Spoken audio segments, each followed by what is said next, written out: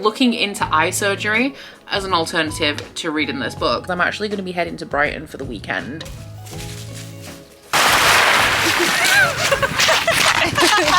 Oh my god, it does. There was some smut in this book and I skimmed it.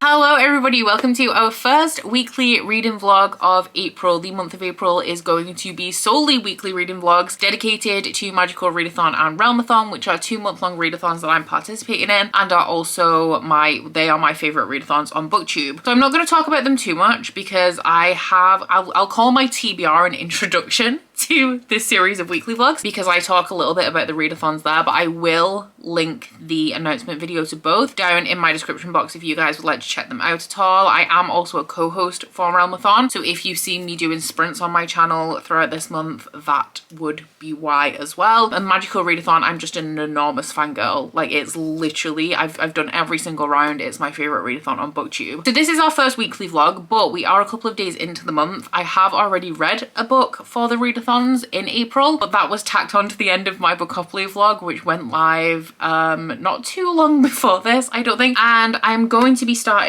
my second read of the month, which I don't have an option. It's going to be The Faithless by C.L. Clarke, which I'm reading because I am a guest host for March for the Enby Book Club, which is Jessie from Jessie on YouTube's book club. And the live show for this is going to be on the 14th of April. Now, as this is a sequel, I also had to read the first book, which is how I've kind of ended up delayed, but I definitely want to get started on this to make sure that I'm done like well in time for the live show and I'm not like working right down to the last minute. So this is the second book in, I'm assuming it's going to be a trilogy, but I don't know that for sure. But it's a military fantasy about a soldier called Terrain who has been kidnapped when she was a child and indoctrinated into this foreign army. And she actually believes in the ethos of this army. She's kind of been brainwashed with them. They are an empire that is colonizing a bunch of desert cities, and she believes that they're doing a good job, that they are actually civilizing people that need to be civilized, up until she is stationed in the city that she was taken from and asked to help quash a rebellion. Now, we do have a secondary perspective in here, which is Luca, who is the princess of this empire, which is Ballader, and she is trying to get her throne off her uncle, who's sitting as regent, by proving that she is a worthy monarch, and she wants to do this by quashing the rebellion. So she actually ends up enlisting Terrain's help as like an emissary to the rebels because she thinks that they will trust Terrain more because Terrain is actually from this city. And throughout the course of the book, like, everyone kind of shifts their perspective a little bit. I didn't love the first book, I have to say. There were things that I enjoyed about it. I do actually really enjoy the plot, but I feel like all of the character motivations hinge on relationships they have with other characters, which is fine, but the writing style doesn't lend itself, I would say, to building an emotional connection to the characters.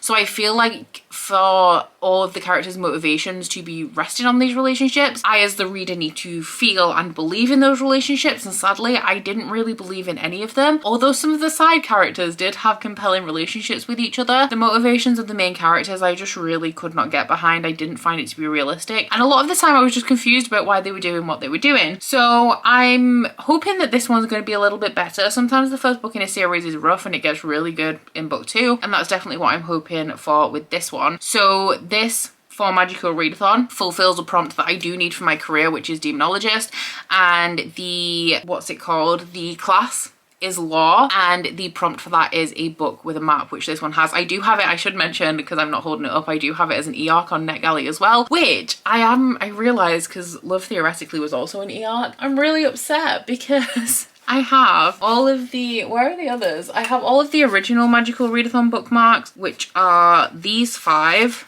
for the guilds and questing. And then when G dropped these last month, I also picked up the holographic Aurelian one and also the bookmarks for every lesson so that I could use them during the spring equinox. And now I'm just reading ebooks. So I can't use them. Soon, I think, how many more ebooks do I have on my TBR? I think I have potentially one more, but I don't think I'm going to be picking that up next. We're going to see how the pace goes with the Faithless as well. If it does start to drag a little bit, I will pick up something alongside it. But for now, we'll just crack on with this. And because it's the second book in a series, I'm hoping I get into it a little bit faster. But then I did read somebody's review the other day that said that they thought that it was very slow and nothing happened until the end. So that's not exactly promising. Good morning. I am setting up for the first public sprints that I've done in a very, very long time, but also the first Realmathon sprints of the month. Because I am a co-host, I obviously will be doing more sprints this month than usual, which isn't hard to do because, like I said, we don't really sprint in public anymore. But there is a chance, because I will be doing dice sprints as always, that I will have to pick another book. So I just thought I would give you a heads up because I don't know what that is. And I don't think I'm going to be going with anything off my actual TBR, just because my next priority is another adult fantasy that I feel will be too similar to the Faithless for me to switch between. So if we do roll a double, if I do have to switch books, I will be back to pick something a little bit more mood ready. Buddy, so I am a little bit of the way into the Faithless now. I'm at the 25% mark, which is about 125 pages, and reading sprints, Realmathon sprints have just finished for the day. So I have not read as much as I want to in this, and I gotta say I'm pretty bored. It's the same, and it does a really bad job of recapping as well, I feel. So like, even though I only read the other one a month ago, because there's a lot of politics, there's a lot of side characters in here that to me just kind of ran into one, especially when they were talking about the Balladarans in book one. So like, I need a little bit of a nudge just to help me place them contextually, and it's just really not giving anything in that regard. Now I'm a quarter of the way through it now, so that has eased off a little bit. I'm getting everything straight again. But I just don't find it appealing. Once again, we're thrown back into this like angsty pining between Luca and Terrain that still doesn't make any sense to me. It still doesn't make sense why any of them would be doing the things that they're doing solely based on their relationship. And they do have other motivations, of course, but it keeps coming back to them and how they feel about each other, and I just don't feel it. Aside from that, it's mainly a series of political conversations that I'm still like in this kind of loop of not really understanding why anybody's doing what they're doing, which is what I said about the first one. And then where I do understand their motivations, I don't believe them because I don't feel like the relationships are written in a way that make me care about them. So it was very slow going during that sprint. I do this thing where I procrastinate. If I'm doing something I don't want to do, in this case reading the Faithless, because it was boring me, I procrastinate on doing that by doing things that you would never in a million years find me doing in other circumstances. In this instance, I've booked a LASIK consultation for laser eye surgery, which is something that I've been thinking about for a very long time, for like the last 3 or so years. And you can get like a free consultation to find out whether you're suitable for it, because like some people just can't have it in general, and like get a quote on how much it'll cost and stuff. So I have one of those next week now, because I did that because I was so bored by this book. And as somebody, as you guys know, I have health anxiety. So the thought of eye surgery actually kind of makes me want to throw up. But apparently it's something I'm now doing. I'm going to have eye surgery, potentially. I'm looking into eye surgery as an alternative to reading this book. So because it's a little bit of a drag, I am going to finish it because I have committed to the live show. So I don't want to DNF it because then I can't be a constructive member of the live discussion. But what I think I'm going to do is I have Patreon sprints tomorrow night. So I think until those sprints, I'm going to pick up something else, although I don't know what that is yet. So I'll have to come back and let you know. But after those sprints, so I'll read another chunk, hopefully another 20% in sprints tomorrow night. And then I'm thinking that I will figure out how much I have left and break it down in a percentage per day kind of situation. So at the minute there's 10 days till the live show. So I'll break it down into like 9 parts and read that as like a minimum per day and read other things alongside it, just because I think without sprints, I struggled during sprints and I was procrastinating, but without the timer and the sprints keeping me having to come back to this book, I would have really struggled and procrastinated a lot more without the slight accountability that sprints gave me. So that's my current plan. Hopefully it picks up. I don't think at this rate I won't be continuing with the sequel, but we'll see how it plays out throughout the rest of the book. I'm starting to think that we do things way too differently to take this seriously. And all of the times that we said we go to therapy, but still we never been, yeah. But things don't change, they stay the same.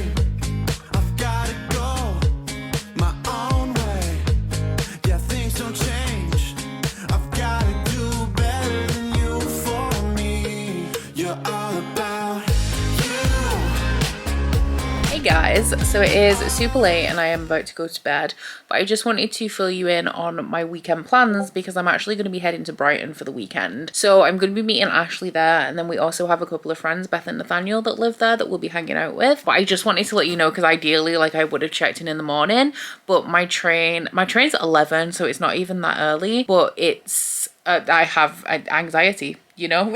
So I didn't want to leave it to tomorrow and then end up not having time. The reading, I still haven't picked up a second book. I know I do keep telling you I am going to pick up one, still have not. And to be honest, I haven't really read anything today anyway because my phone came. This is my first ever iPhone. I've been an Android user for a long time. I think I went from BlackBerry to Android like 8-10 years ago. And I actually still really do love Samsungs and I love Android phones. But just with my computer, like since I've been doing YouTube, I've ended up with like my computer for editing and an iPad and stuff all being like Apple. So at this point, it's just kind of inconvenient to not have an iPhone. It's definitely an adjustment. If you can hear my notifications going off, it's because I don't know how to turn them off. Like I literally do not know how to use this phone, and I've had an iPad for 2 years, but I literally use like 2 apps on it, so I don't know how to use that either. So it's going to be an adjustment period, but we moved, so I did that, and then the rest of the evening I spent packing and sorting stuff out, saying that I feel mighty unprepared. But once again, we move. So I've been sat here for like 10-15 minutes looking for another book to take with me. Still not really come up with anything. So yeah, if I do ever pick up a book, I'll let you know, but if not, I'll just keep trucking along with The Unbroken. I'm 45% of the way into it now, which isn't as far as I would like to be at this point. I'd like to be more like 75% of the way through. But I do actually have the trip for me to Brighton is 6 hours each way. So my goal is to hopefully, if I don't finish it on the way there tomorrow, which I think might be a bit of a push, to finish it on the way back on Monday. But I will of course keep you posted. I'll keep you posted. You'll see me throughout the weekend. And am I going to take a book with me, or am I going to rely on Kindle Unlimited if I need something else? I haven't decided yet. I feel like I need to, but a decision has not been made yet. Good morning guys, I'm just about ready to head out. My train's in about 25 minutes, but before I did, I thought I would pop in and let you guys know that I actually did pick a couple of books to take with me. I've picked books that fulfill prompts on Magical Readathon that I require for my career. The first one I've packed into my case, and I'm only going to read this if I finish The Faithless, and that was The Unspoken Name by A.K. Larkwood, which I have in for my, I think, Conjuration prompt, which is a book recommended by a friend because this is my Patreon pick from February now, so it's like my next priority read. And the book that I haven't packed it, is a KU book, but in case I want a change, like a break from The Faithless, I've gone with a fantasy romance, which is Wolf Gone Wild by Juliet Cross. This one fulfills the shapeshifting prompt, which is to read a book with a wolf in, like, on the cover or in the title or author's name. And the reason I'm reading this is because it's on my Rare TBR. Juliet Cross is going to be attending Rare, and Ashley and Beth have both read this and have really enjoyed it. Like I said, whether I start any of these is a whole other issue, but they are packed, they are locked and loaded and ready to go. The old There's a great bar down there. is where that show. Yeah, that's the shelter hall. Where's everyone? Oh, you're there. Here one. That's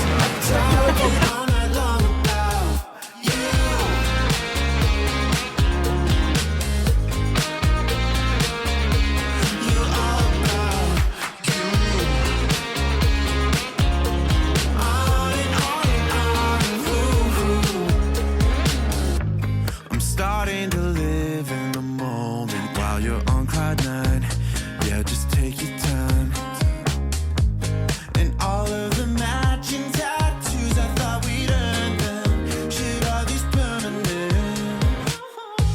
But things don't change, they stay the same. I've gotta go my own way. Yeah, things don't change, I've gotta do better than you for me. You're all about you. All of the things that you do, you're all about you. On and on, talking all night long about. Oh no, we're falling in love for the 20th time in the past 4 months now. Hello everybody, good morning. We are about to head out. We're going on a little bit of a, would you call it a hike? A nature walk? if not a hike. Yeah, just a walk. To somewhere called the Seven Sisters, which is, I believe it's along like the coast, along the cliffs. But I think that Beth said yesterday that the Seven Sisters are actually like a grove of trees. So we're gonna go do that, probably get like a pub lunch somewhere. But I do, like, we're short on time. We need to leave like now. But yesterday we did a whole bunch of shopping and I did end up buying, I think, one book and a couple of other bits that I would like to show to you guys. But right now I just don't have the time. So I'll be back probably tonight. We are going home tomorrow. So I'll give you guys that little haul tonight and then check in tomorrow probably with a reading update when I get home. Absent thought, maybe I should take you up on that ride, 'cause I'm out of my mind. And it's a little too late, there's just enough time. If we let it all out, could I swallow my pride?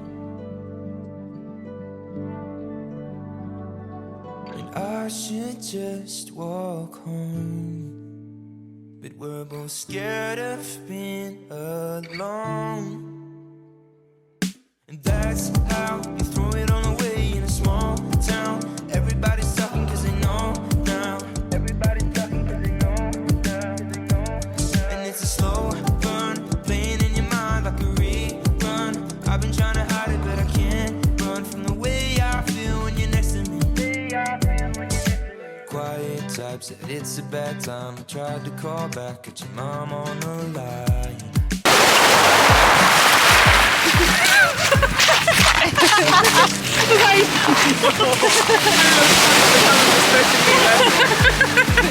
It's like I'm filming some sort of Wuthering Heights actually documentary.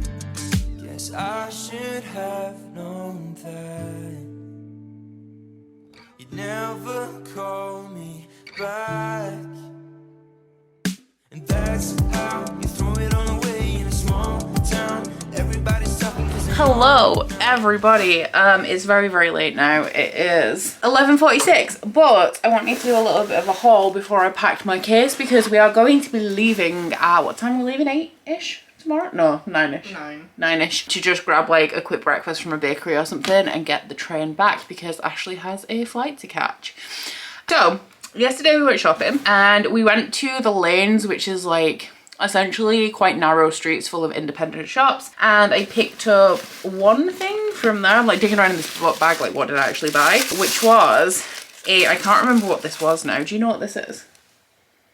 It's like gold something, black and gold something, even though it doesn't look gold. No, but I will Google while you're talking. I'll just like send it to Laura. Yeah. What is this? You know, that'd probably work. Hang on. Wait.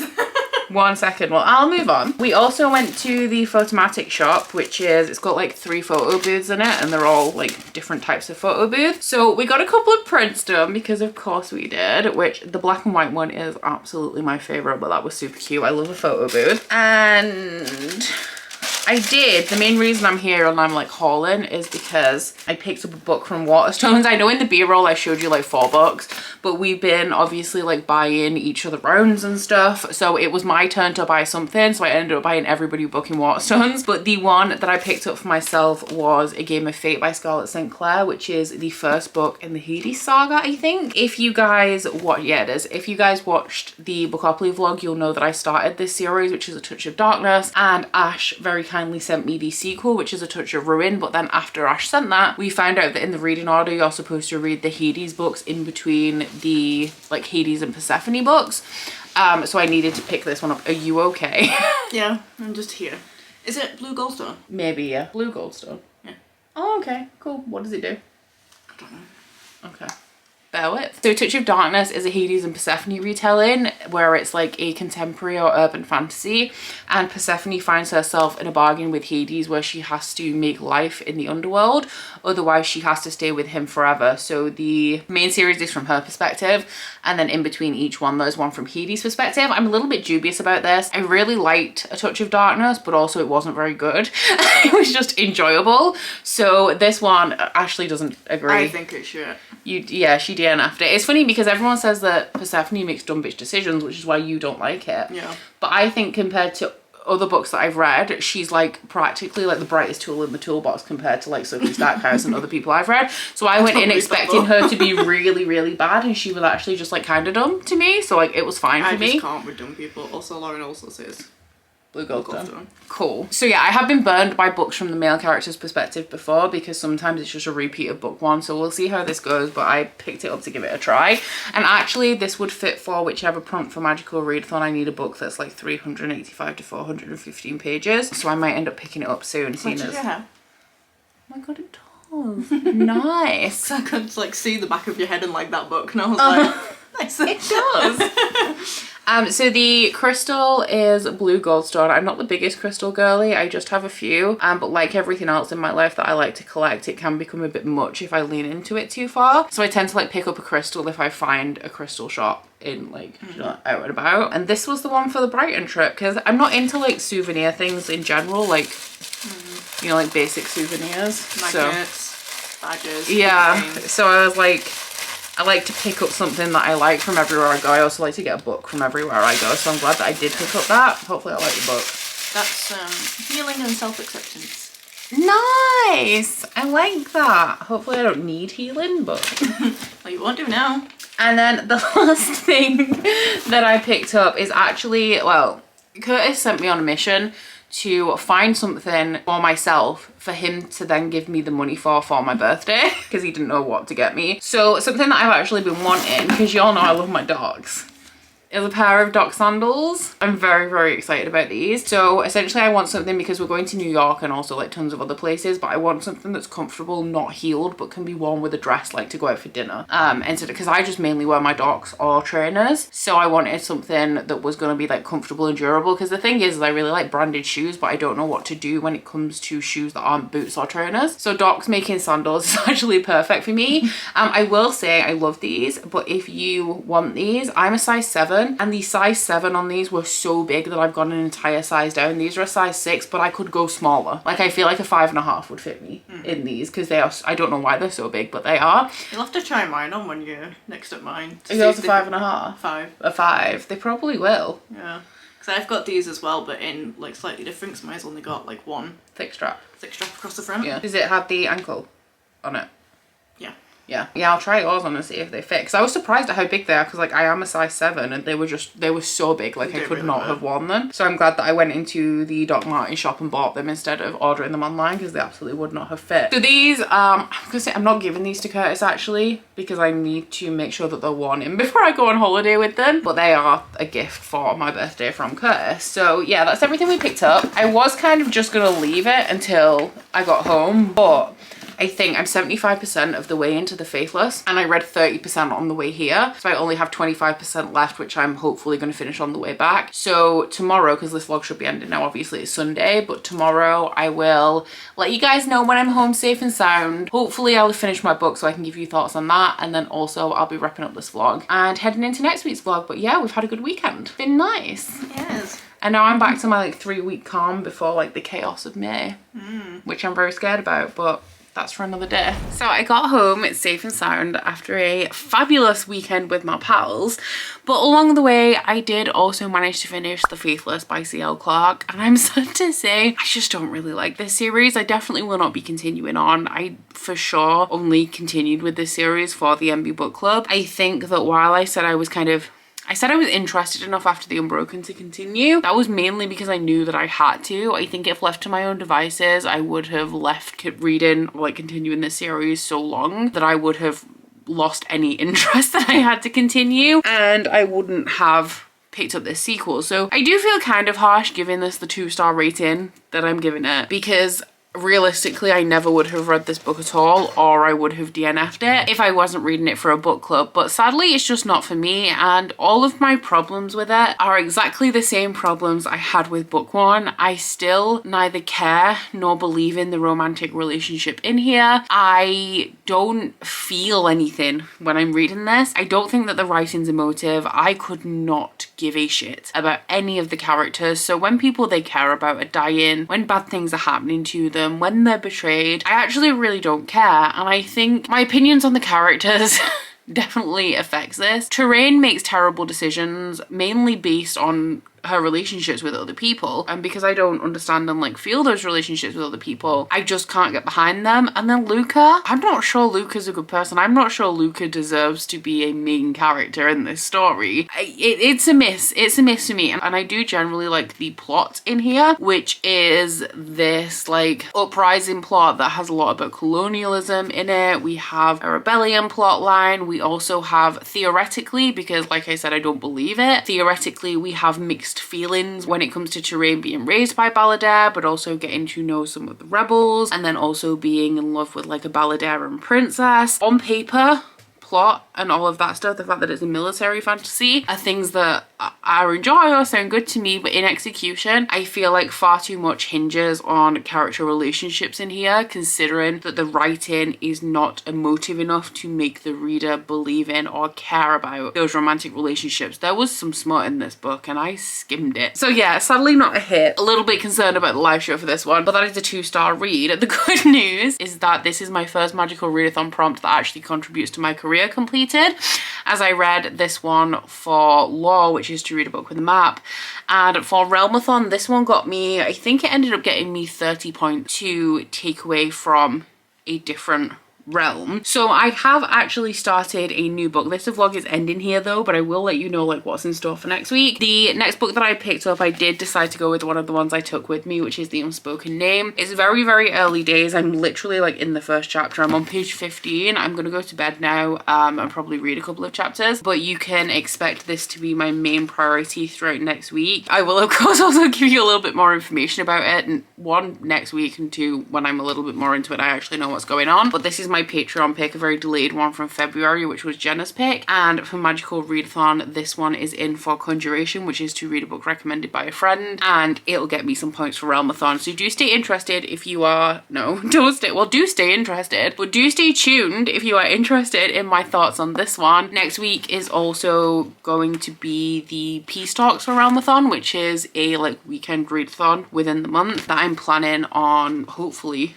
reading quite a bit for. So if any of that sounds good, do stay tuned. I hope you've enjoyed this vlog. I very much did. I very much enjoyed my trip, and if you are enjoying the travel content that we have sprinkled throughout these vlogs, then I'm very happy to say that we have quite a bit more to come for 2023. And I don't mention this super often because I know it's annoying, but if you want to get involved in any of that, you can join me on a trip to Rome in September, and the link for that is always in my description box if you want to check it out if you're interested. I'm about to start the group chat for that. I think tomorrow I'm sorting it out. So yeah, if you want to join me on one of these trips and then also end up inevitably potentially being in one of these vlogs, you can check that out down below. But I do hope you guys have enjoyed this vlog if you've made it this far. If you have, please don't forget to like if you liked it and subscribe if you wanna, and I'll see you guys next week. Bye. Oh, you bite your friend like chocolate. You say you'll go where nobody knows, with guns hidden under our petticoats. We're never gonna quit it, no, we're never gonna quit it, no.